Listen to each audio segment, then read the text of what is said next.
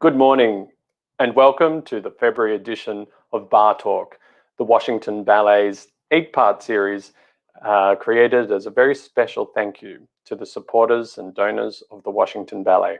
My name is Patrick Muehlenschulte, the Managing Director of the Washington Ballet, and on behalf of the artists, teachers and staff, it's a great honor to welcome you here this morning. Coming on a year now, the pandemic struck and so many people's lives were disrupted, and in some cases tragically. The Washington Ballet closed its theaters, its performances, and its classrooms, cutting our income in half. The remaining half of support came from people like you, our institutional and individual donors, and for that we are truly grateful. We will survive, and in the coming months we will thrive and thrive again. We couldn't have done it, though, without your support. Another thing that was so critical during these dark times was the inspiration of our artistic director, Julie Kent. She has led us through these dark times, and on behalf of all the artists and staff, and indeed the donor family, Julie, thank you, and welcome to this morning's BARRE Talk. How are you going through this crisis, and where are we going next? Good morning, Patrick. Thank you. Morning, everyone. I appreciate your words very much, but I would have to say that I'm just a reflection of the inspiration that is provided to me by all of our entire Washington Ballet family, our magical artists, our students, our families, the support that they've extended their children, our faculty, and our colleagues on the administrative staff who have all worked tirelessly to keep us moving forward and keeping our eye on the incredible potential of the Washington Ballet and all that's waiting for us on the other side of this. And I'm certain that everything we are experiencing now is making us a stronger organization, and just our resolve is deep. Absolutely. Well, always well said, Julie. BARRE Talk is designed as a small token of our appreciation to you, our donors, for that commitment and that inspiration. We hope you've been enjoying it. We have 3 more to go from now on. May I make a special thank you to 3 people who have been pivotal in creating this beautiful program: Dr. Natalie Rouland, our scholar in residence, Erica Fortwengler, and Mary Bounds in our marketing and development teams. Their commitment is a reflection of how much everybody inside the ballet honors your commitment. Thank you. Let's go over to Dr. Natalie Rouland now, our scholar in residence. Good morning, Natalie. How are you? Good morning, Patrick. How are you? Very well, very excited for the future and very excited to be watching today's program. Tell me, what are we looking at today? Well, today we're very excited to celebrate the premiere of the 2nd installation of Create in Place. So we'll be talking with one of our choreographers, Natalie Rouland, and his partner on stage and off, Nardia Boudou, and we'll be having a wonderful conversation with them. So we're very excited to join that. 2 great Washington Ballet company members. We look forward to the conversation. Over to you. Take care. Thank you, Patrick. Thank you, Julie, and thank you to the staff of the Washington Ballet, and of course the generous support of the Balletomane Society for bringing this series to life. As we've mentioned, this is a very special day for us, Friday, for the history of the Washington Ballet, as Lisa Gardner and Mary Day hosted a series of intimate ballet evenings called Fridays at 9 during World War II. And we hope you'll continue to join us every month for our exclusive behind-the-scenes conversations every Fridays at 10. Last month, Julie and I had a fascinating conversation with our costume curator, Caroline Hamilton, and art historian, Dr. Juliette Bello, on the history of dance and design. And this month, as I said, we'll be celebrating the 2nd installation of Create in Place, as well as the diversity of the Washington Ballet. And here to join us will be our Washington Ballet choreographer, Natalie Rouland, as well as his on and off stage partner, Nardia Boudou. Now, Julie, could you tell us a bit about the 2 works we'll be seeing tonight, Create in Place, and how they reflect the human experience? I'd be delighted to. I am absolutely just so excited to share these 2 new works with our audience.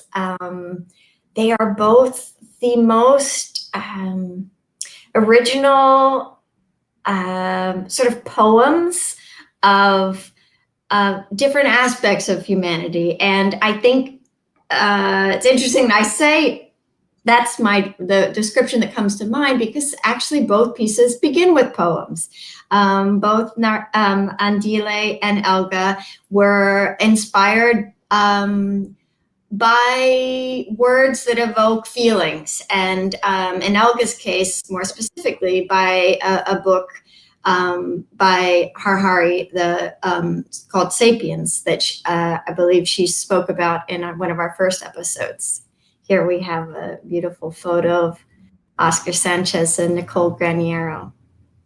And they're these pieces are very different. This is Womb of Heaven. As you can see, it was filmed outdoors. And so the colors of the October day are just completely interwoven into the incredible costumes that were designed and conceived and built in-house by Nicholas Cowden, a member of our studio company, and Monica Leland, our wardrobe supervisor. And so it's a very earthy celebration of humanity and nature. In contrast, Andile's piece, which has the backdrop of the Patapsco Female Institute, is just these movement, color, and dynamism on canvases almost. It's just a really inspired concept that was here. I mean, it was really, really extraordinary to look at. Just again, his concepts he conceived with the color executed by Monica Leland as well, and the very, very striking dance piece reminiscent of a moving painting, really. And I'm looking forward to hearing from Andile today to go into greater detail about all those inspiring elements that brought his idea to life. Well, before we go to Andile, I was wondering if you could share with us just a sneak peek of the final work of Womb of Heaven. I think we may have a video. Oh, I'd love to see that. Yes. Thank you.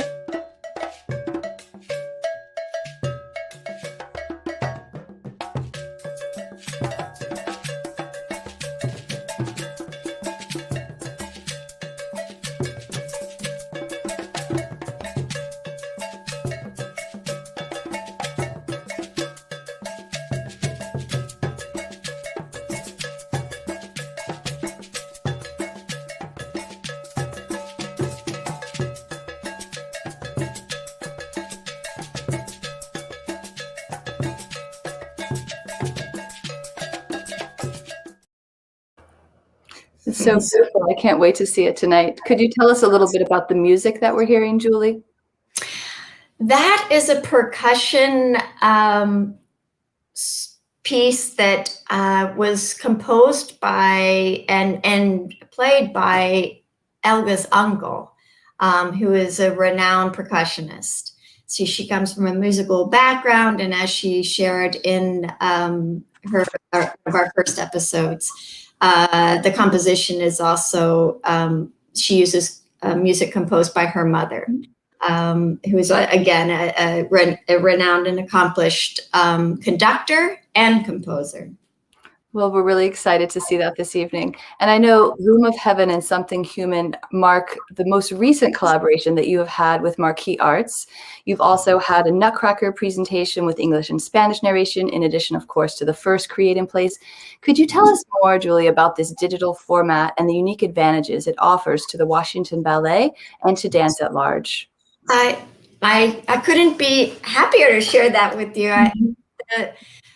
The reality is that Marquee TV has given us an audience. When we are not able to gather in theaters and watch a curtain rise, our audience is now on this screen. And the reach that marquee TV has provided for our company is extraordinary. We've had over 12,000 streams of our performances to date. And that's not only, 68% of it has been in the US, but only about 30-something% has been in this DMV area. So we're reaching audiences that we never would have. And the remaining 32% is from international audiences, so Australia, Canada, the UK, and so on.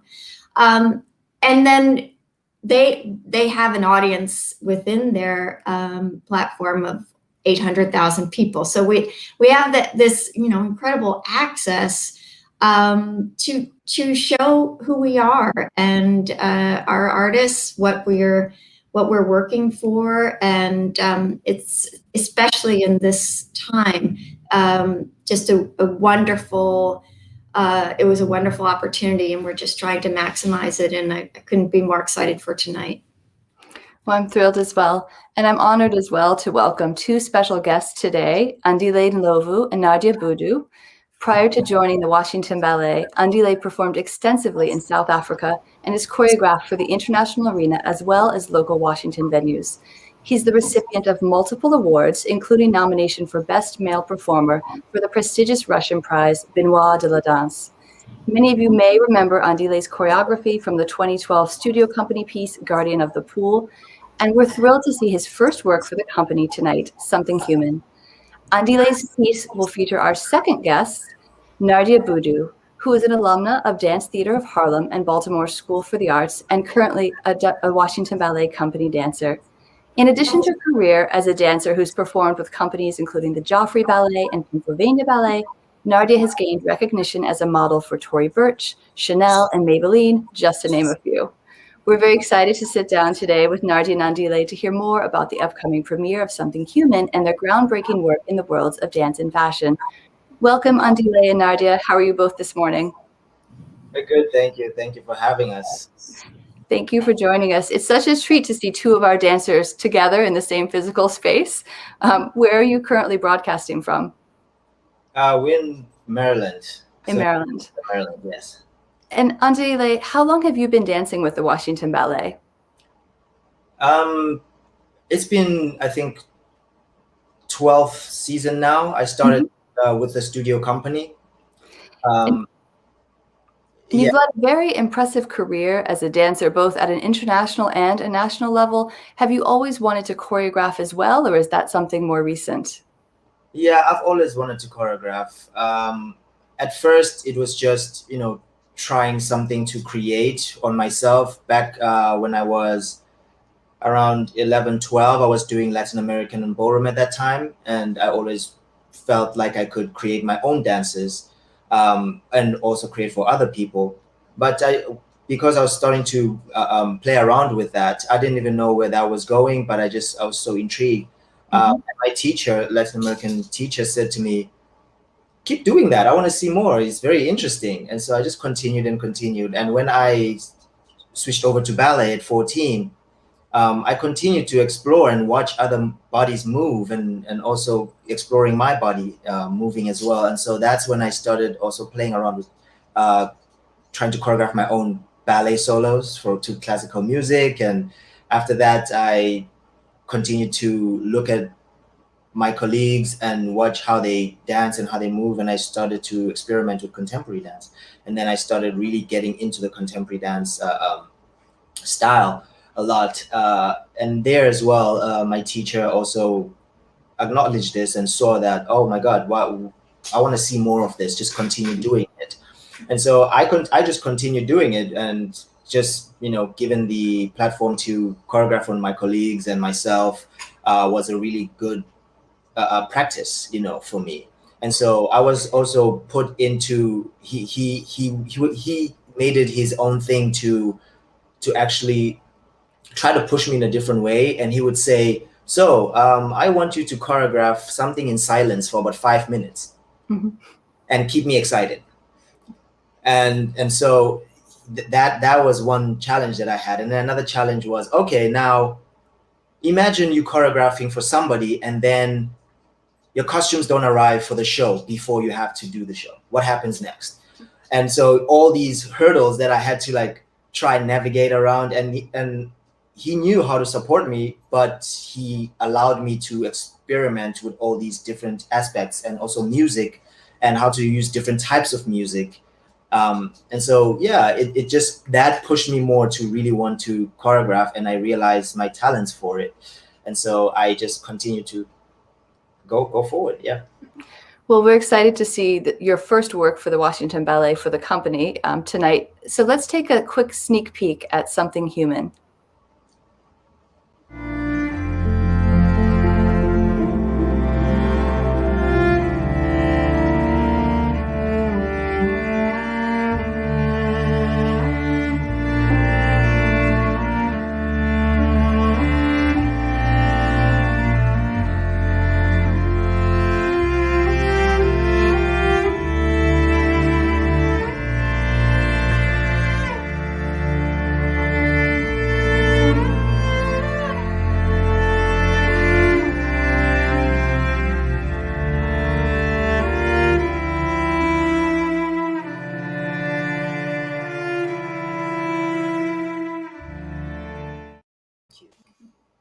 Natalie, this looks absolutely exquisite. The duet of you and Nardia, or the pas de deux that we're seeing here, actually reminds me of some of the Jerome Robbins pieces some of our Washington Ballet audiences may have seen, Afternoon of Fawn, the concert. And of course, these bold colors and the very stylized movement and neoclassical set remind me a bit of our last bar talk and the Ballet Russe concept of the total work of art. And could you talk a little bit about what inspired you in creating this place, in this beautiful piece that you've created, and your choreographic process? Yeah, I'm going to start by saying Jerome Robbins is one of my inspirations to be a choreographer, because I have a lot. But yes, I can dive into that. The process was to start with an empty canvas, right, with nothing on it, and just try to throw all the colors with no shape and nothing like that, and then try to then take a scalpel and like mold it into whatever shape that I want, or into whatever form that I want to make it to be. And I allowed myself to be free, allowed myself to be able to cut some things out and be able to insert some more things. I gave myself that freedom. And by the time I got to the idea of getting a place to film this, Patapsco actually fell onto my lap, which I was just online, and I went down the rabbit hole and I found this beautiful picture. And I said, where's this picture from? So I just kept searching and going down and down and down. And then I realized, oh wow, this is actually what I want to do. This is my canvas. This is how I can build my piece. And so from there, I started thinking about, if I have this type of color, what other color needs to be in here? And from there, I went down the rabbit hole online again, and I went to my most favorite artists, Matisse and Picasso, which I like to call Matisse meets Picasso. I took the face of the building, of the Patapsco building, and what is in the outside, like a shell, like an egg. So if you really take an egg and you crack it, inside it's all white, and on the outside it's brown, depending on if you're using the brown outside of the egg. And so that's when I said, I need this kind of color in here. I need this to brighten up. I need to make this alive. I need this to speak. I need this to say something. I want to put humans in here and bring it alive. And so that's when the Something Human concept came in. And that's when I started really going in depth and started working with the dancers. How I worked with the dancers is I took all of their personalities and used them. Literally took all their personalities and used them. And I use also like styles of Afrofuturism. I used styles of facial expressions. what do you want to tell in this story? If you're in this big grand room, what would you like to say? If you're outside on the grass and your backdrop is these windows, what would you like to say? And I also took some inspiration also from my culture, from a Zulu culture, where the two boys that are dancing in the first part of the piece is actually a Zulu war dance. This picture is actually at the end where it's the finale.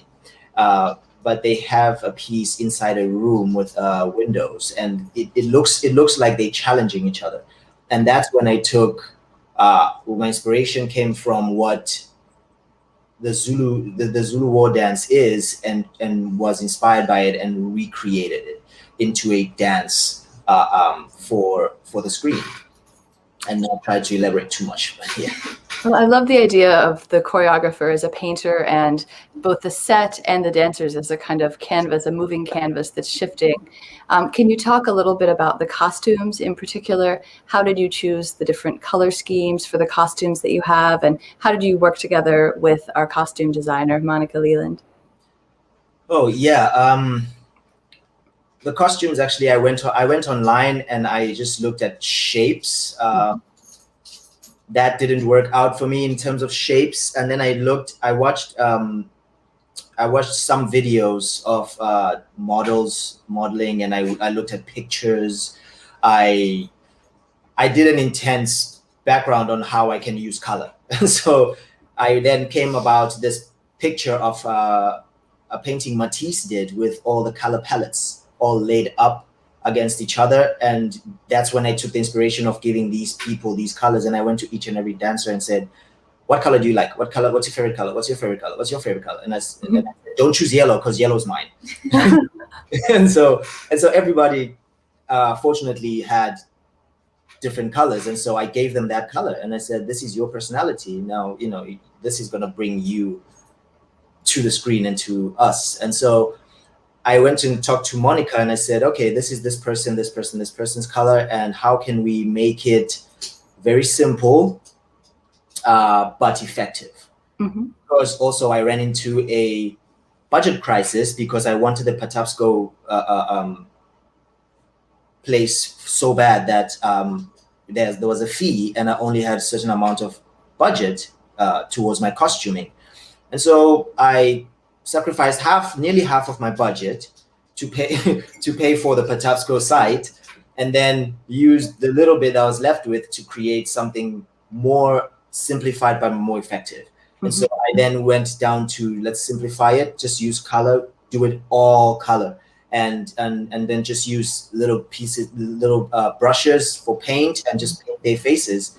And so that's when I decided really that helped me, and I got a gigantic piece of fabric that represented someone that has their eyes closed, and when the fabric flies off or flies away or reveals anything, that's the reveal of the sight of humans, like when you're blinded but now you can see.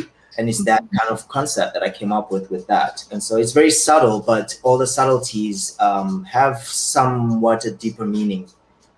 Yeah, and with Monica, she really helped me a lot, because we really were conservative with our budget, and we made it work.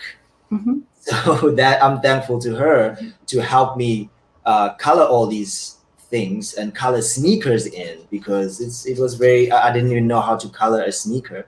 The sneakers are colored in. That's amazing. Yeah. So we didn't buy them like that. We bought them all just canvas white, and we put color onto them. And so I was working diligently with her on that, and also other aspects of the design, where she totally made a new hat for Nadia that, I got the inspiration from a model. I got an inspiration from a model, and I asked Monica if she could remake this, and I took a picture to her, and she said, I can try. And she was done with this within 7 days. So yeah. Well, that's absolutely stunning. Yeah. So Nadia, speaking of you with your hat there, could you tell us a little bit about, as a member of the fashion community, we've discussed your modeling career, were there any elements of the costume design that particularly spoke to you in Andile's piece? Well, I would have to say the color element. So there's a bit of a relationship between art and, ballet, which is art, but a trending aspect. So what works right now is like the or the single color usage in specifically a contemporary space. So, and then there's that element of minimalism that kind of allows you to strip back so many distracting elements and get down to which is the basics. And so when I thought of like something human, I thought of a very rudimentary element that most people can connect to. So if we take back all the fanciful things and then you just have a rawness, then it becomes more effective. And also in the space, it kind of is a historical element to it as well. It was an institute for women. What went on there, we don't really know much about. It was a school, but then they kind of tore back or emptied out, and there was this shell, and that kind of related to the piece as well. So in both ways, it's a ties to like the past and the people that occupied the space. And then we relate it to the future and what's going on now. And so it was just a cool dynamic and energy that I think came across really effectively visually. Yes, the idea of the shell is very beautiful. I think that's very evocative, and I'm so glad you shared that before we see the piece tonight. Now, Nadia, this is your 4th season currently dancing with the Washington Ballet, and could you tell us a bit about how you came to the Washington Ballet? Oh, so I'm from Baltimore, and I grew up dancing at the Baltimore School for the Arts. I started dancing ballet at 14. So the Washington Ballet was always the location that I would go to for summer intensive auditions if the New York audition kind of didn't, for those various schools, didn't work with the schedule. So it was always in my peripheral. It was always there.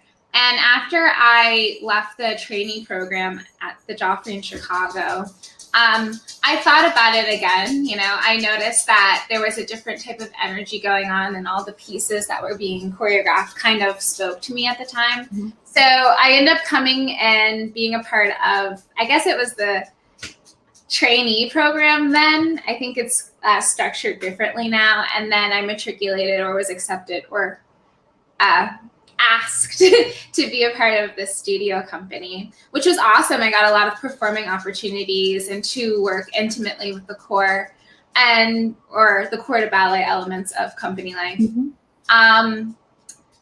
Then I was offered an apprenticeship at Pennsylvania Ballet, which was really amazing for me, a very great opportunity to be able to perform so many classical pieces, like one after the other, and kind of immerse myself into company life in a different way.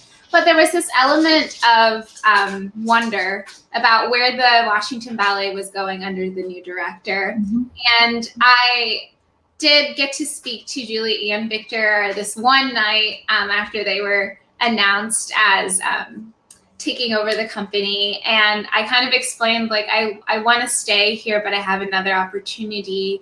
Like, what do you recommend that I do? And of course, Julie was like, take that opportunity. And, if you ever would like to come back, like, we can schedule something and take a look at you, and we would love to have you. So it was only like a couple months into my contract at Pennsylvania where I was like, I think I want to go back and see what it's like. And, I also saw that there were a lot of opportunities for the younger generation of dancers and a lot of great things going on. So I wanted to be a part of that as well. And also the Washington Ballet is not a ranked company. And that's like that's a privilege. Like, most companies are ranked. And so you get more opportunities in that way. And when you're young and ambitious, that's a gold mine.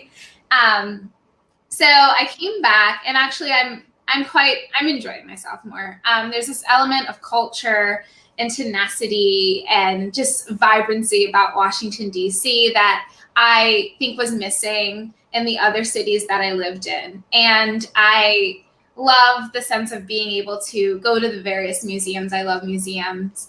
And, go to the Kennedy Center when it was open and watch an opera, or see, any ballet company that came through. So, and I wasn't getting that in other cities. So I like it more now under this new energy. So, I like, this is where I want to be and stay for a while. Well, we're so happy that you're here, and we love the story with Julie too. I can imagine her both supporting your dreams, but also welcoming you back into the fold. So how do you, we've heard about your very impressive modeling career. How do you balance your dance career with modeling, Nadia?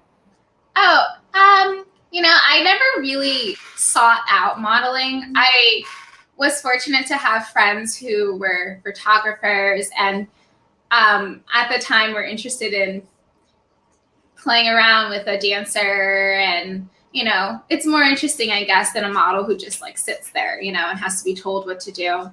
And so through social media, I kind of gained the attention of some major designers and tastemakers and whatnot. And after working on a commercial for Tory Sport, which is like the sports or athleisure line for Tory Birch, my name was passed along to an agent at Wilhelmina.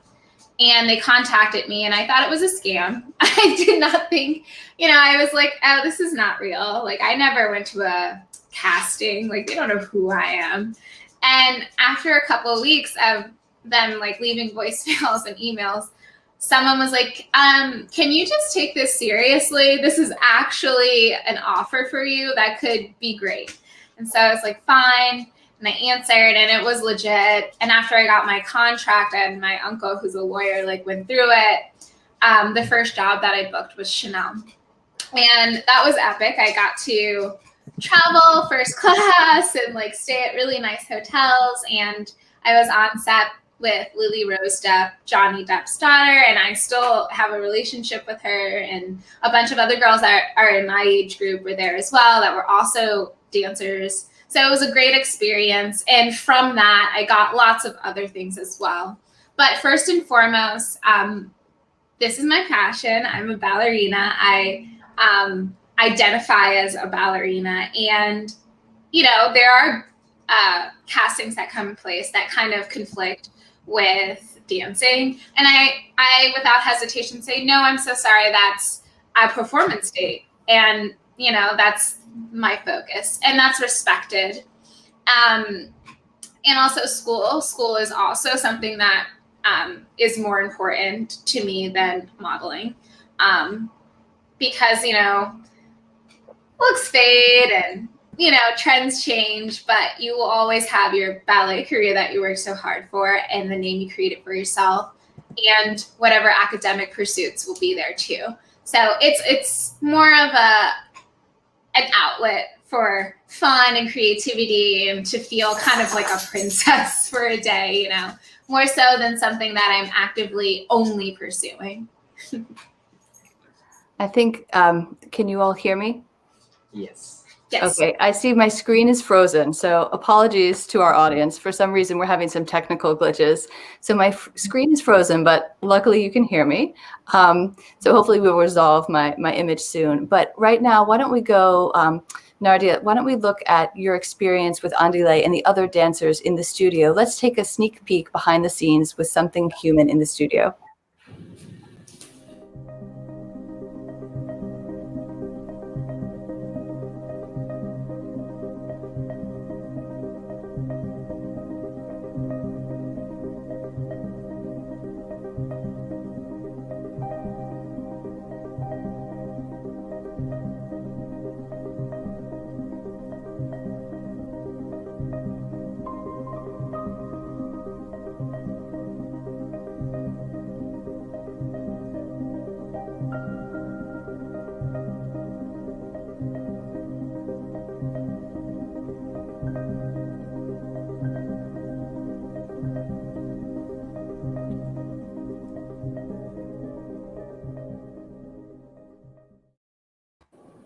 I love the beautiful images in the studio. Thank you to Oscar Sanchez. I believe he created that video for us.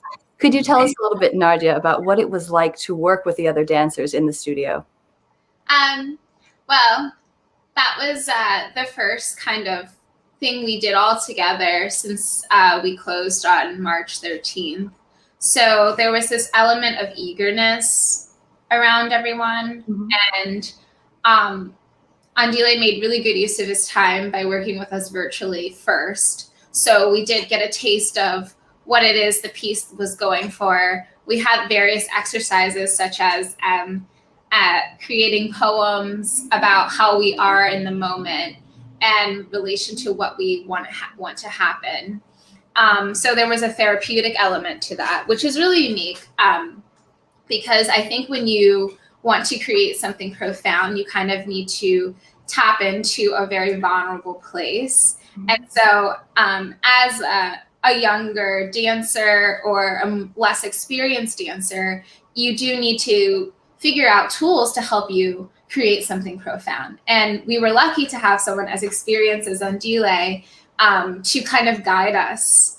And he's such a strong mover and dancer. The expectation is a little bit high because, he is intricate in his movement and experienced and experimental. So to have his ideas kind of translate, there had to be some way to tap into our deep creativities. And also Andile is very direct. So he doesn't like very affected things that kind of interfere with the pureness of the movement.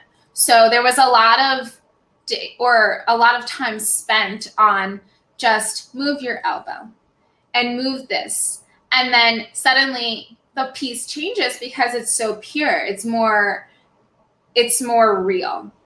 And also working with the other dancers, there was so much energy and excitement, and everyone was just so happy to be moving. And Andile kind of put all of that energy into us that sometimes we had to be asked to sit down because of the rules around, being distant and staying in your little section, and only certain amount of people can stand up. So we were told to sit down so many times, but we were so inspired and we were so eager to just get it and move and work on it. And we were just very much in it. And everyone's attitude was spectacular. There was no like, oh, I can't do it or defeated or uninterest. Like everyone was just like, let's create magic. This is special. So, I mean, I haven't worked with someone like that yet. And it's very therapeutic and it just made me feel good.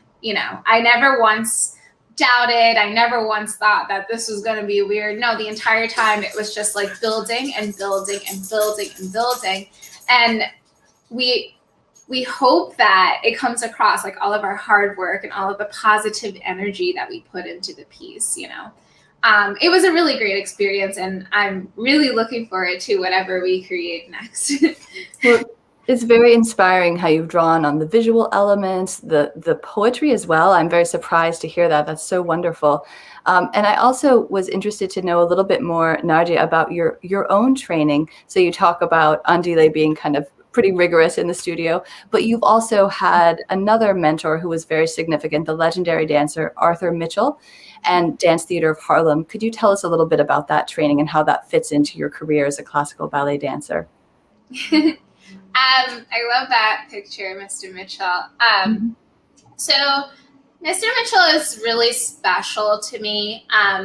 He kind of discovered me and latched on. And as a young ballerina of color, you kind of are naive to a lot of elements of the professional dance industry that may kind of impede on you.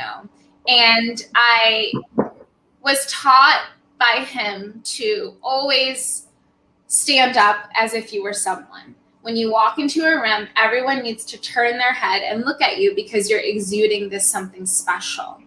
And when you're basically a kid, that's like weird. Like I thought we were gonna just work on point work, but no, he was very invested in me and developing me as a whole person, which I think is unique and a little bit missing nowadays. So I started dancing at Baltimore School for the Arts. I had no idea what was going on at the audition. I pirouette, I think I fell. I didn't know what, like, the leg was coming up as we were turning. It was, and I would like kind of obsess over it because I clearly displayed the talent. I just needed the technique. And I was kind of pushed towards more of the Balletomane track and encouraged to audition for schools like SAB. A lot of the girls that I went to school with now dance with Alvin Ailey, and I never identified with that. I love classical modern, but ballet spoke to me very differently. And when I auditioned for Dance Theater of Harlem, Mr. Mitchell immediately was like, "You're coming here, and we're going to make sure you're here."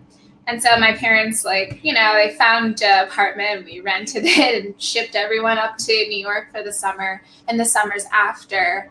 And even once I matriculated into more of a company life, Mr. Mitchell was still there. He would call me. He would tell me, like, "Oh, a little birdie told me last night on stage so and such happened." Or if he couldn't reach me, he was calling the other dancers that he knew in the company that he needed to speak to me.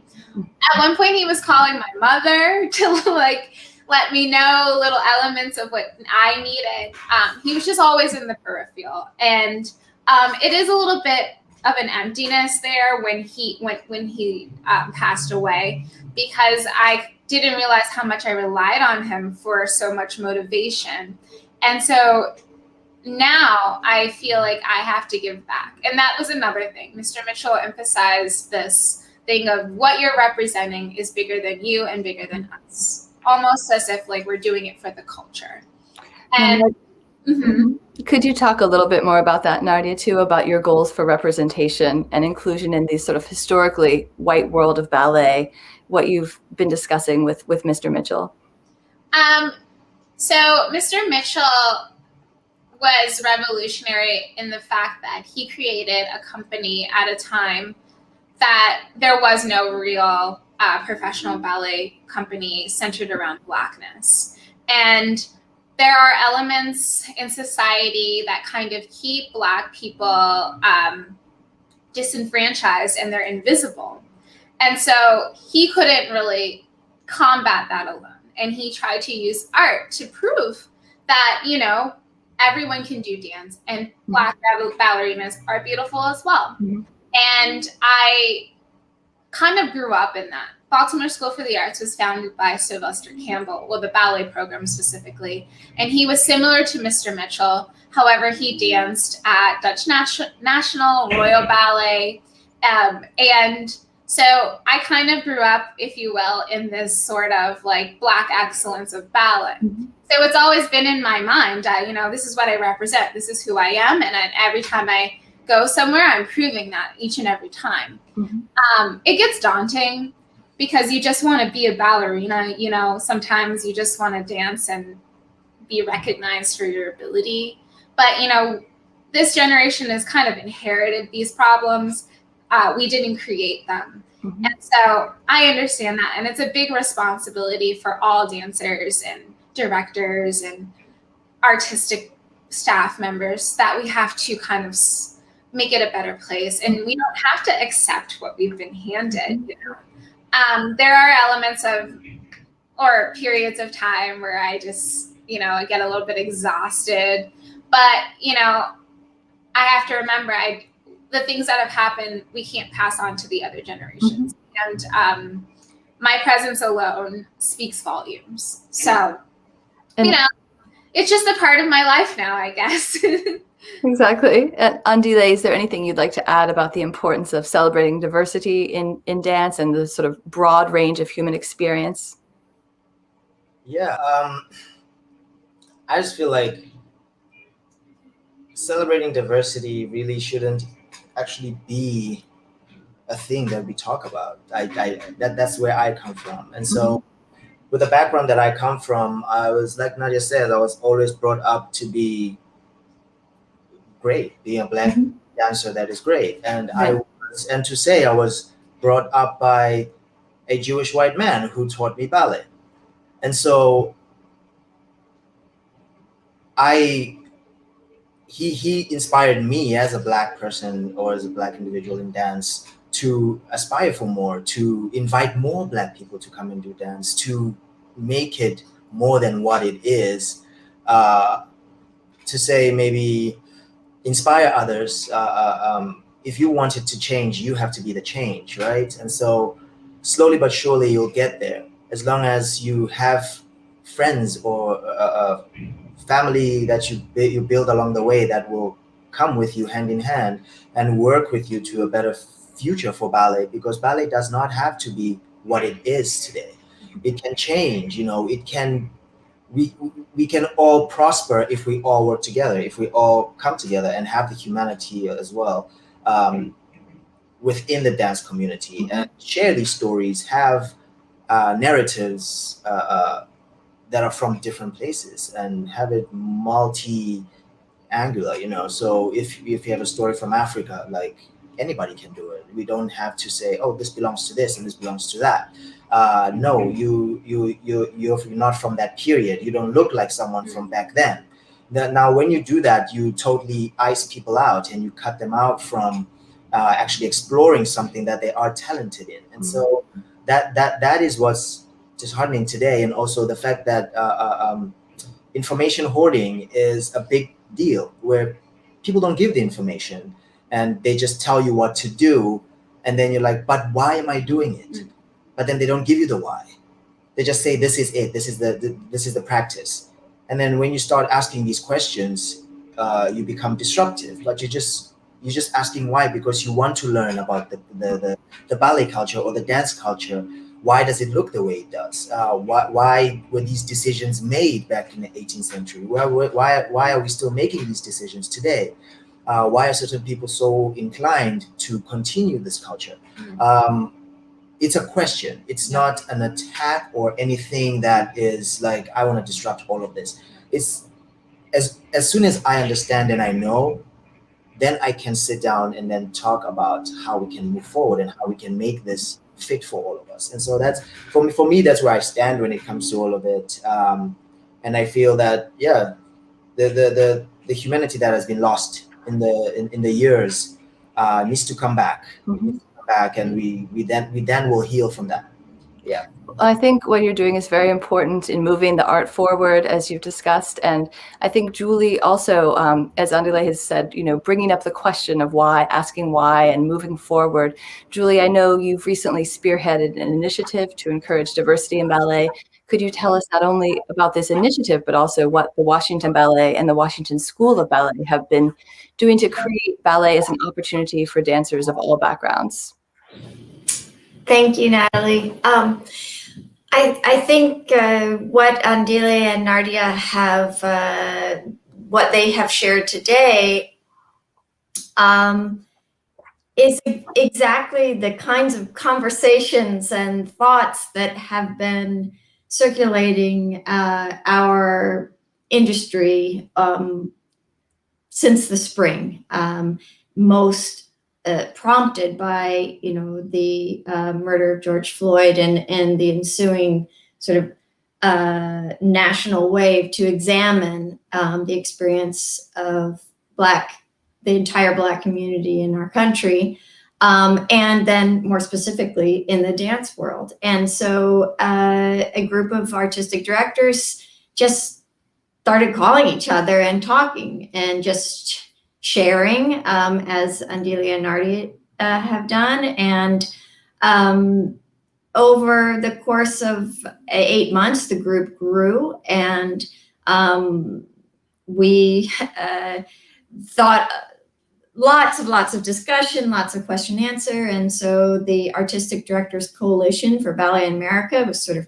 formed, and our pilot project, our first initiative, really an open house, and it is designed to sort of take the ballet company off of a pedestal and open the doors to show the Black and brown community of dancers, their teachers, their families, who we are, how our organization, our culture, what we're striving for, who is there, and so it's a first step. And I think that the conversations are important. Talking about race and racism, and it's very difficult. These aren't easy conversations, but they need to be had, and the impact needs to be big, small, and everything in between, right? What the Washington Ballet, as most of our viewers know, over 15 years ago, were so fortunate to be partners with Building Bridges Across the River when they built the Arc, which in Ward 8 of Washington, D.C., and made possible access to the study of classical ballet to a community who never had that opportunity. So over 15 years, our presence there has evolved and developed, and now we have dancers that studied in our program, dancing in companies across the country, in university programs, Alvin Ailey Fordham program, Pennsylvania Ballet Trainee program, in other companies across the U.S., in the Washington Ballet Professional Training Division, and really taking an access and evolving it to how it can impact, how you can grow the impact. So that's one way.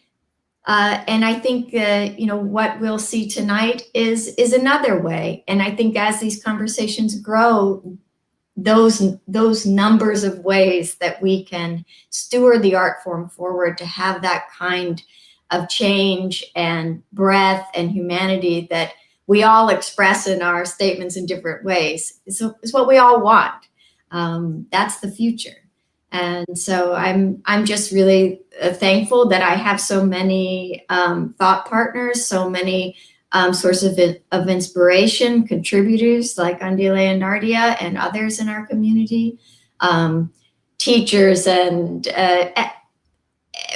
it's on all of us to change this, right? We all have to make the difference.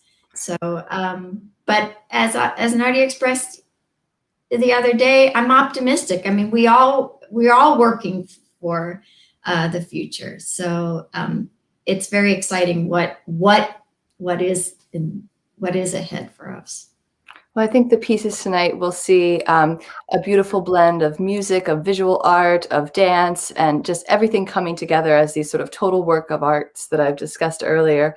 So that will be this evening. We'll see the premiere on Marquee TV, not only Andile's Something Human, but also Elga Paris Morales' Womb of Heaven. So I'm thrilled to see that. And then there will be an after party following as well with Julie and Andile and Elga.